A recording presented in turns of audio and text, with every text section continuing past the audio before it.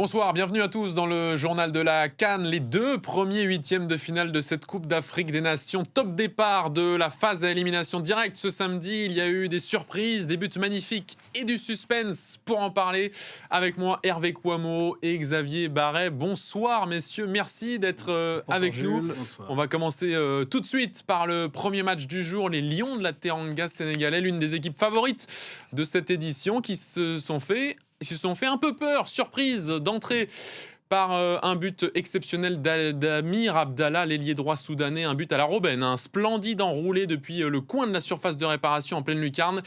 Piqué à froid, les Sénégalais ont bien réagi ensuite grâce à leur joyau du milieu de terrain. Pape Gueye, auteur d'un doublé de son pied gauche, le premier à la 30e minute sur une passe de Sadio Mané. Et puis un bijou juste avant la mi-temps en pleine lucarne, 2-1 pour les Lions à la pause, qui ont ensuite géré dans le deuxième acte jusqu'à ce qu'ils réussissent à se mettre à l'abri grâce au Titi parisien Ibrahim Baye, 17 ans seulement. Victoire du Sénégal, 3-1 donc, qualifié et qui a finalement tenu son rang. On va prendre la direction de Casablanca tout de suite pour l'évoquer. En plus de Pape Gueye, l'autre grand artisan de cette victoire, la légende Sadio Mané, auteur de 2 passes décisives et qui devient donc le meilleur passeur de l'histoire de la CAN, Cédric Ferreira. Eh oui, Sadio Mané dans l'histoire de la compétition, une fois de plus, puisqu'il avait déjà remporté cette Coupe d'Afrique des Nations avec le Sénégal en 2021. Sadio Mané qui a désormais signé 9 passes décisives en 6 Coupes d'Afrique des Nations dans sa carrière. Preuve une nouvelle fois qu'il fait encore partie des meilleurs joueurs africains à 33 ans. Alors qu'on l'avait un peu critiqué ces derniers temps, même ces dernières années. Lors de la dernière édition de la Coupe d'Afrique des Nations, le Sénégal avait été éliminé en 8e de finale. On avait un peu pointé du doigt la baisse de son influence. Mais ici, au Maroc, il a retrouvé son meilleur niveau, Sadio Mané, qu'on peut considérer comme l'un des hommes du match. Clairement, peut-être qu'il n'a plus l'explosivité de ses meilleures années, mais il a apporté son expérience et surtout son toucher de balle avec 2 passes décisives supplémentaires. Ça lui fait 3 passes décisives dans le début de ce tournoi et un but marqué. Sadio Mané, décidément le Sénégal qui peut s'appuyer sur ses trentenaires, sur sa colonne vertébrale qu'on connaît tous désormais. Etienne Mendy dans les buts, Kalidou Koulibaly en défense, Idrissa Gueye au milieu de terrain et Sadio Mané en attaque. Même si pour ce match, Kalidou Koulibaly était suspendu, il reviendra pour le quart de finale face au Mali. Mais voilà, la prime à l'expérience du côté sénégalais a très très bien marché car le scénario du match aurait pu vite faire douter ces Lions de la Teranga. Ce but magnifique du Soudan inscrit en début de rencontre. On s'est dit, oh là là, le scénario catastrophe pour le Sénégal. Mais très très vite, en l'espace d'une vingtaine de minutes, ils sont repassés devant grâce au doublé de Pape Gueye. Et ensuite, les Sénégalais ont totalement contrôlé cette rencontre et ont pu dérouler leur jeu jusqu'à ce but d'Ibrahim Baye. Je vous parlais des anciens, l'expérience côté sénégalais, mais la relève est déjà là, puisque Ibrahim Baye a marqué son premier but dans cette Coupe d'Afrique des Nations. Quasiment à chaque match, il entre en deuxième mi-temps. Il est quasiment à chaque fois aussi décisif, au point même qu'on évoque peut-être qu'il va gagner sa place de titulaire pour le prochain match. Cédric Ferreira en direct de Casablanca. Messieurs, en plateau, un mot peut-être de Sadio Mané qui, à 33 ans, continue d'être le patron de la sélection sénégalaise, Hervé. Oui, c'est vrai que le patron est comme disait Cédric, il y a un moment où il y a eu des doutes, mais je trouve que Pape Gio a réussi à le repositionner plus dans le cœur du jeu. Il a moins d'efforts défensifs à faire. Aujourd'hui, malgré le fait que sur le papier, il était à gauche dans un 4-3-3, on l'a vu souvent dans l'axe du jeu, décrocher un peu, revenir et donc être une forme de rampe de lancement qui correspond à ses qualités techniques. Un but, 3 passes décisives pour Sadio Mané depuis le début de la compétition, Xavier. Oui, mais on avait effectivement des doutes compte tenu de son âge, du fait qu'il joue dans le championnat saoudien pour savoir s'il sera encore compétitif. Sur ce début de Coupe d'Afrique des Nations, il l'est. Et il l'est effectivement parce que Pape Thiaw, là je rejoins tout à fait ce que dit Hervé Kouammo, a un peu changé le système de jeu. Alors... Effectivement, au début, il était sur un côté, mais on sent qu'il est beaucoup plus à l'aise et beaucoup plus utile et décisif quand il repique dans l'axe, où là, avec son expérience, son coup d'œil, sa justesse technique, en un geste, il fait tout de suite l'ouverture qui fait la différence. Vous parliez d'expérience, Xavier. Est-ce que c'est pas une victoire à l'expérience qu'ont fait les Lions de la Teranga ce soir? Pas franchement flamboyant. Ils n'ont pas eu énormément d'occasions, mais ils ont réussi à se mettre à l'abri après avoir été surpris en début de match. Oui, ils ont été piégés en début de match. Peut-être d'ailleurs que si Kalidou Koulibaly avait été là, ce but n'aurait pas été encaissé, parce qu'il faut rappeler qu'il n'était pas là en défense centrale, comme l'a rappelé Cédric Ferreira. Mais derrière, moi je trouve qu'ils ont déroulé leur jeu, ils ne sont jamais affolés, ils ont déroulé ce jeu, ils ont eu un but refusé pour hors-jeu, ils ont eu beaucoup d'occasions. À aucun moment on a senti finalement, mis à part les 10 premières minutes et le but soudanais, que ces adversaires du jour pouvaient les inquiéter. Il y a beaucoup de sécurité, de sérénité, beaucoup d'assurance dans cette formation sénégalaise. Et c'est pas par hasard qu'ils sont si bien classés au classement mondial FIFA. On va écouter, je vous propose d'écouter le sélectionneur sénégalais Pape Thiaw qui évoque justement cette équipe à réaction sénégalaise. Écoutez. Il faut saluer le mental de l'équipe qui ont montré et qui ont poussé pour aller chercher l'égalisation avant la mi-temps et aussi marquer le deuxième but. Voilà, et face à une belle équipe soudanaise qui nous a vraiment posé des problèmes. Hervé, est-ce que finalement c'est pas une aubaine pour les Sénégalais d'avoir été un petit peu bousculés? Voilà, c'est pas un match facile et ça permet d'avoir de l'adversité assez tôt dans le tournoi en vue de la phase à l'élimination directe. Oui, je pense que sur cette Coupe d'Afrique des Nations, depuis le premier match, il montre quand même, il m'impressionne depuis le premier match parce qu'il y a une variété à la fois dans les possibilités de jeu, ils ont un banc fourni et effectivement aujourd'hui, je trouve que dans l'ensemble, c'est le match le moins maîtrisé qu'ils ont eu. Ils ont souvent laissé le Soudan avoir le ballon. Ils ont souvent joué bas, mais ils ont toujours su répondre. Et puis, on ne peut pas ne pas voir qu'il y a plusieurs buteurs. Je crois avec Pape Gueye aujourd'hui, c'est le 5e buteur différent depuis le début de la compétition. Donc, effectivement, d'avoir ce type de séquence de jeu. Il ne faut pas oublier aussi contre le Bénin, ils ont joué à 10 pendant quasiment toute la deuxième mi-temps. Donc, oui, c'est une équipe qui est bien en place, bien en forme. Hervé, contre les Léopards du Congo, ils n'ont pas gagné. Non, ils n'ont pas gagné. Et ils avaient vraiment eu une opposition, je pense, probablement plus forte que les Soudanais. Oui. Donc, pour aller au bout dans ce genre de compétition, c'est important d'avoir aussi des adversaires qui vous font monter en puissance. Donc, lors des matchs de poule, ils ont eu ce résultat nul avec les Léopards du Congo. Et là, ils ont un 8e de finale un petit peu plus compliqué qu'on pouvait s'y attendre. Tout le monde disait ça fera 3-0, finalement ça fait 3-1. Bon. Un petit mot peut-être, Xavier, des Soudanais qui ont proposé une opposition assez forte, surtout en première mi-temps. On l'a dit dans cette émission que c'était une bonne équipe, avec des joueurs d'expérience, qui jouaient avec beaucoup de conviction. Ils avaient été battus lors du premier match par l'Algérie, mais ils s'étaient retrouvés à 10 très tôt. Derrière, ils ont enchaîné avec des résultats encourageants. Ils ont battu la Guinée équatoriale. Ensuite, contre le Burkina Faso, ils ont assuré leur qualification pour ces 8e de finale. C'est une bonne équipe, compte tenu des circonstances dans lesquelles ils sont préparés. Allez messieurs, on va passer au deuxième match de la journée, le choc entre la Tunisie et le Mali, 6e confrontation en moins de 5 ans entre les deux équipes, confrontation en théorie en altitude entre les aigles de Carthage et les aigles maliens, mais ça s'est plutôt joué bien bas, bien dans les chevilles, match extrêmement haché entre les deux équipes, 4 cartons jaunes et un rouge après 25 minutes de jeu pour le défenseur malien Woyo Koulibaly, directement exclu. Ensuite ça a été, on peut le dire, presque une purge, un match sans presque aucune occasion jusqu'à la 88e minute, but de la Tunisie, égalisation dans la foulée du Mali pour forcer la prolongation sur leur premier et seul tir cadré du match. Il fallait donc une séance de tir au but pour trouver un vainqueur et c'est le Mali qui a créé l'exploit, victoire au tir au but, 3 tirs au but à 2. Le Mali qui plie mais qui ne rompt pas. On va retrouver à Casablanca Cédric Ferreira. Cédric, faut être honnête, on s'est un petit peu ennuyé pendant 120 minutes, 5 minutes de folie seulement et puis des pénaltys pour envoyer le Mali en quart de finale face au Sénégal.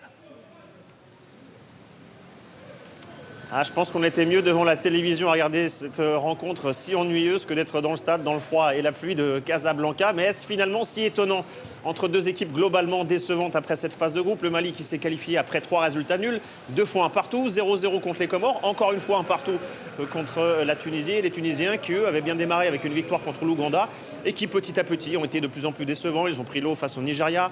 Ils se sont qualifiés après un match nul très décevant face à la Tanzanie. Et encore une fois, les Tunisiens ont été globalement décevants malgré cette supériorité numérique. Le Mali qui a été vite réduit à 10 dans cette rencontre. Alors, évidemment, on s'attendait à la Tunisie, enfin du côté de la Tunisie, le fait que la Tunisie prenne son jeu à son compte, qu'elle essaye d'attaquer. On avait un peu envisagé ce scénario, c'est-à-dire que la Mali à 10, évidemment que les Maliens allaient jouer défensif, se regrouper en défense pour se projeter en contre-attaque. Les Maliens n'ont pas été vraiment dangereux, les Tunisiens non plus. À la pause, aucun tir cadré, vous l'avez dit, ce seul tir cadré côté tunisien, c'était à la 86e minute, au bout de l'ennui, Fires Chawat qui a marqué de la tête, on pensait que c'était plié et dans l'action suivante, le Mali a réussi à arracher un pénalty mérité et transformé par Lassine Sinayoko. D'ailleurs, Lassine Sinayoko qui devient co-meilleur buteur de cette Coupe d'Afrique des Nations avec 3 buts.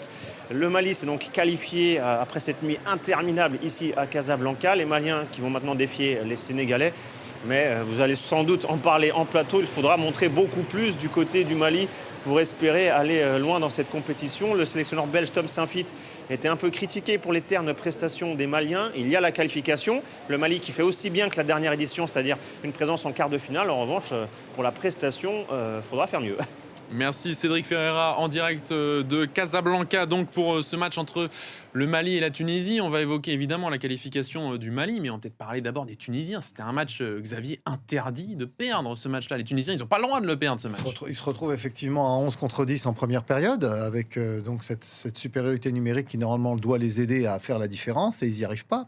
Ou ils y arrivent vraiment en toute fin de match avec donc ce but de la tête de Chawat. Et puis derrière, eh bien, il concède un penalty évitable. Donc, les premiers responsables de cette élimination, c'est d'abord les Tunisiens eux-mêmes. Alors, c'était une équipe qui nous avait plutôt fait plaisir lors du premier match de cette phase de son engagement dans cette compétition. C'était contre l'Ouganda. Ils avaient gagné 3-1. Ils avaient été plutôt bien. Derrière, contre le Nigeria, ils se sont réveillés un peu tard. Ils ont perdu 3-2. Et puis, face à la Tanzanie, ils nous avaient beaucoup déçus, même si le coach avait fait tourner. Donc cette équipe de Tunisie, malheureusement, elle s'est un peu sabordée elle-même. On avait repéré une stat en préparant cette émission, stat qui s'est confirmée. La Tunisie n'a donc jamais battu le Mali dans la Coupe d'Afrique des Nations. On a senti que les Tunisiens, ils n'arrivaient pas tout simplement à emballer le match alors qu'ils étaient un joueur de plus sur le terrain. Oui, ils n'arrivaient pas, mais il faut aussi reconnaître, parce que là où je ne suis pas d'accord avec Cédric tout à l'heure, c'est que le Mali peut se qualifier, peut continuer à se qualifier en jouant de cette manière, parce que c'était vraiment deux lignes bien resserrées qui ont attendu. C'est vrai que les Tunisiens n'ont pas su emballer le match, mais il faut dire que les Maliens ne leur ont pas non plus laissé l'occasion de le faire. C'est que ils ont fait un bloc bien compact. Ils ont concédé très peu d'occasions. Finalement, sur les 120 minutes, il n'y a que 4 tirs cadrés. Et c'est vrai que le Mali commence à devenir une forme de bête noire pour la Tunisie, depuis 1994, où ils avaient douché les espoirs de la première CAN organisée en Tunisie. Xavier, vous pensez que le Mali peut aller assez loin dans cette compétition en jouant en bloc bas très défensif, en jouant sur les comptes, sur la capacité physique? On a senti que les Tunisiens, ils tapaient contre un mur malien ce soir. Oui, alors c'est un peu la méthode de Tom Saintfiet, l'entraîneur belge du Mali. Il avait fait la même chose avec la Gambie, pas la dernière CAN, celle d'avant, où les Gambiens étaient allés pour leur première participation, ils étaient allés jusqu'en quart de finale. Donc, mais avec la Gambie, il n'avait pas le même matériel, il avait quand même peu de joueurs, donc c'était un peu normal qu'ils jouent comme ça. Avec le Mali, qui a quand même un pays où il y a beaucoup de bons joueurs de football, qui aiment en plus jouer au ballon, c'est un peu frustrant de les voir évoluer comme ça. Alors aujourd'hui, il y avait une excuse, ils jouaient à 10 contre 11, donc il fallait serrer les rangs pour éviter de prendre un but, qui est arrivé en fin de match, mais ils ont su réagir. Et d'ailleurs, son coaching a été plutôt bon parce qu'il a fait les changements qu'il fallait pour forcer la décision. Mais par contre, je doute que face au Sénégal, ce soit suffisant. Oui, contre Sénégal par favori, ça c'est clair. Mais on voit bien que Tom Saintfiet, c'est sa façon de travailler. Puis il a fait quart de finale avec la Gambie. Mais il faut dire que Xavier l'avait annoncé depuis que pour le beau jeu, il fallait repasser pour ce Mali. Mais c'est vrai qu'ils sont solides. Donc, je dis effectivement, le Sénégal est favori. Mais attention au Mali. Allez, on va se pencher sur les rencontres de demain. 2 autres huitièmes de finale avec d'abord le pays hôte, le Maroc, qui affronte la Tanzanie pour son premier match éliminatoire. Le Maroc qui veut garder la tête sur les épaules avant d'affronter une équipe a priori largement à sa portée. Écoutez le sélectionneur marocain Walid Regragui. Tout le monde dit que si le Maroc ne gagne pas la CAN, c'est un échec. Si le Maroc ne gagne pas facilement, c'est un échec. Et moi, mon travail à moi et à mon staff, et aux joueurs aussi, aux cadres, aux leaders, c'est ce que je leur dis au quotidien, c'est de garder les pieds sur terre et de se rappeler pourquoi le Maroc n'a pas gagné la CAN depuis 50 ans. Et la CAN, on ne l'a pas gagnée depuis 50 ans parce que je pense qu'à un moment donné, on a manqué d'humilité à chaque compétition. Et donc, il ne faut pas qu'on tombe dans ce piège. Ça va jouer que sur ça. Le Maroc victime de sa suffisance par le passé, vous êtes d'accord avec ce constat, Hervé ? Je ne sais pas si le Maroc est victime de sa suffisance. Ce qui est sûr, c'est que le Maroc arrive toujours comme favori. Mais la Coupe d'Afrique des Nations, c'est pas la Coupe du Monde. C'est une compétition totalement différente, qui est plus physique, sur lesquelles les adversaires, les Marocains sont souvent favoris, donc obligés de faire le jeu.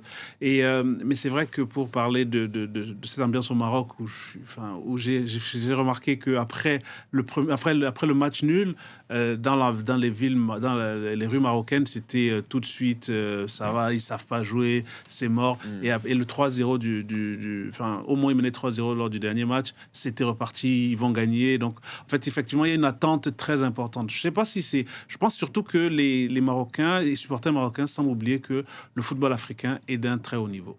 Énorme pression sur les épaules des joueurs marocains. Il y a tout un pays qui attend ça depuis plus de 50 ans. Walid Regragui l'a rappelé. Il essaie peut-être de doter un peu de pression. Lui, il est conscient de cette situation. C'est ça qui est intéressant, c'est que c'est un entraîneur très rationnel, qui travaille bien, Et méthodiquement. qui connaît bien l'Afrique. Bien sûr, Oui. bien sûr. Et donc, il a déjà eu des résultats, on le se rappelle souvent avec cette équipe du Maroc en allant jusqu'en demi-finale de la dernière Coupe du Monde.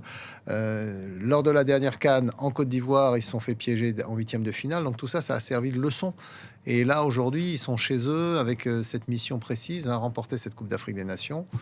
Moi, je pas tellement de raison d'être inquiet pour ce Maroc-là, surtout face à la Tanzanie. C'est vrai qu'après, dans le dernier carré, on ne sait jamais, parfois un match peut tourner sur des détails, comme on dit. Mais là, jusqu'à présent, ils ont quand même fait preuve de pas mal d'assurance. Bien sûr, ils font qu'un nul contre le Mali lors du deuxième match de poule, mais bon, ils se font rejoindre sur penalty. Bon, c'était un match qu'il fallait pas perdre. Et derrière, ils ont assuré pour finir quand même premier. Donc... très franchement, demain, je vois pas comment ils pourraient ne pas passer. Avec peut-être le facteur Hakimi aussi. Hakimi qui a joué quelques minutes lors du dernier match et qui devrait peut-être être certainement de retour demain. Et oui, et puis qui est très attendu. Le numéro 2, son numéro 2 est partout dans toutes les rues marocaines. Et puis, effectivement, si on a Hakimi qui est à son niveau, c'est un vrai plus. C'est un vrai plus, surtout qu'il jouerait derrière Brahim Diaz, qui est la vraie révélation côté marocain en ce début de tournoi. Un petit mot, messieurs, également de la Tanzanie, qui n'a pas gagné un seul match encore dans cette compétition. 2 nuls et une défaite, qui a été repêchée parmi les meilleurs troisièmes, qualifiés pour la première fois de son histoire. Sur le papier, il n'y a pas vraiment de match avec les Marocains, Xavier. Non, pas vraiment, mais c'est effectivement 17 matchs de phase finale de Coupe d'Afrique des Nations pour la Tunisie. C'est pas la première, pour la Tanzanie, c'est pas la première fois qu'ils participent, mais jusqu'à présent, ils n'ont jamais gagné. Et pourtant, ils se sont qualifiés.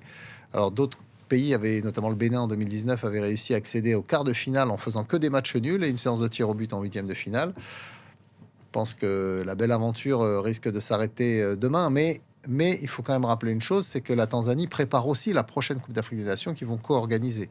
Donc c'est bien parce que ça permet à ces joueurs d'emmagasiner de l'expérience.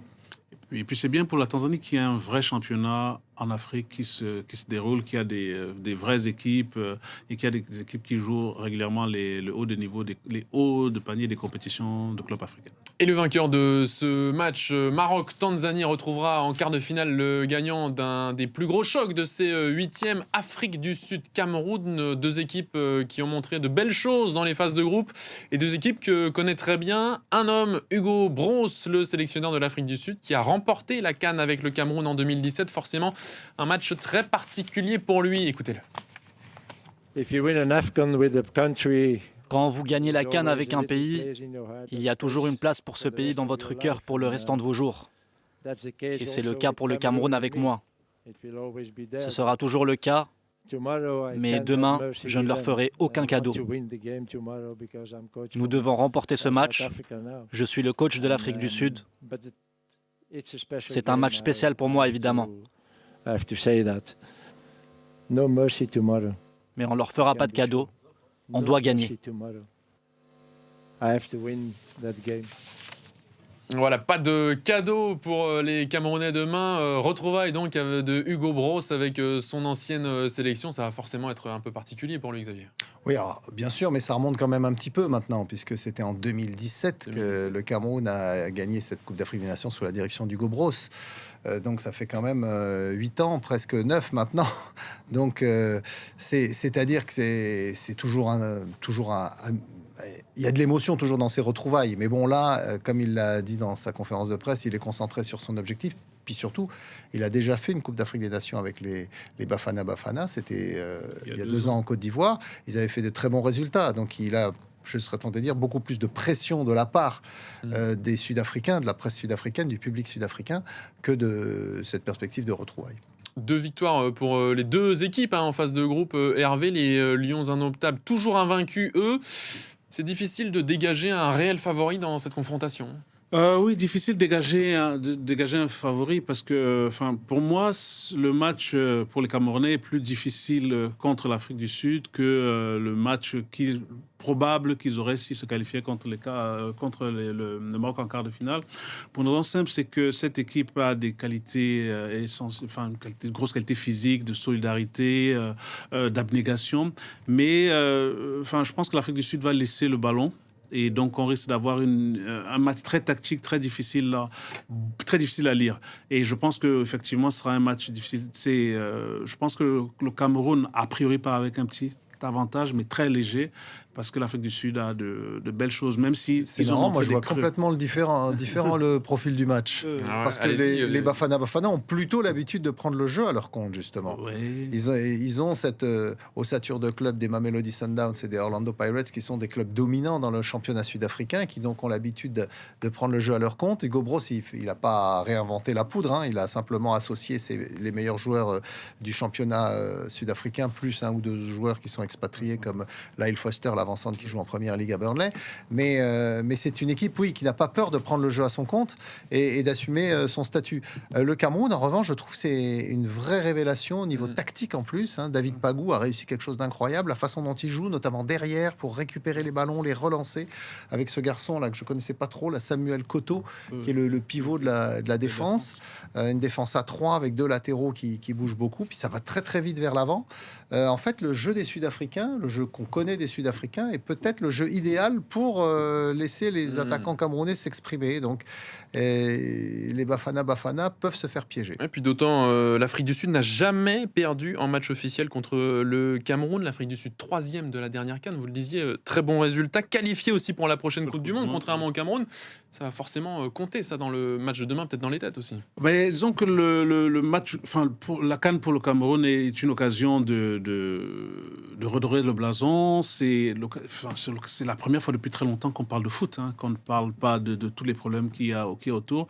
Donc effectivement, c'est l'occasion de faire un beau résultat. Et comme je dis, arriver en quart de finale et trouver le pays organisateur, ce serait de rappeler de bonnes souvenirs. Peut-être rappeler aussi, Xavier, le contexte autour du Cameroun ces le dernières contexte semaines, ces derniers mois. Le contexte qu'évoque Hervé Kouamouo est très important, notamment pour le président de la fédération, Samuel Eto'o, ancien grand joueur, donc, qui avait perdu la main sur la composition de l'équipe et notamment la nomination du sélectionneur, puisque le Belge Marc Brice avait été choisi par le ministre des Sports. Là, il a repris la main, il a viré Marc Brice, il a mis son ami David Pagou, et depuis, il a fait le ménage aussi dans la sélection en écartant des joueurs qui étaient devenus indésirables à ses yeux. Et on a une équipe très cohérente, très solidaire, intéressante, rajeunie. Et franchement, moi, je trouve que ce Cameroun-là est très, très intéressant à suivre. Donc, je serais tenté de dire politiquement, c'est important pour Eto'o, c'est très important que cette équipe réussisse, parce que ça veut dire à contrario, au ministre des Sports et aux personnes qui étaient contre lui, vous vous êtes plantés et on a raté la Coupe du Monde à cause de vous. Donc je pense qu'il y a, au-delà du résultat sur le terrain, il y a effectivement, ça continue en fait la guerre d'influence en coulisses. Peut-être un petit dernier mot, messieurs, sur un joueur qui a aussi montré de belles choses depuis le début de la compétition. Côté camerounais, Mbeumo, l'attaquant du Manchester United, est-ce qu'on n'est pas sur un facteur X pour les Camerounais dans cette oui, compétition? Cette capacité d'accélérer le jeu, d'être efficace dans les 30 derniers mètres, même si pour l'instant il n'a pas marqué, ce qui lui manque, c'est la seule chose sur le plan statistique qui lui manque, parce que entre ses courses, ses solutions, ses passes, il a fait beaucoup de choses. Maintenant, il lui manque un peu de réussite devant le but. Il n'est pas seul. Oui, il n'est pas le seul, mais sinon il y a aussi Kofane qui a montré de bonnes choses. Avec un des plus beaux buts de la phase de groupe. Oui, non, je pense que c'est vrai que cette Dani équipe... Namasso, Dani Namasso, meneur de jeu, qui joue à Auxerre en Ligue 1, qui est prêté par le FC FC Porto, qui est un très très bon meneur de jeu. Carlos Baleba, bien sûr, au milieu, qui ratisse un nombre de ballons incroyable. Non, c'est vraiment... qui a simplifié son jeu cette fois-ci.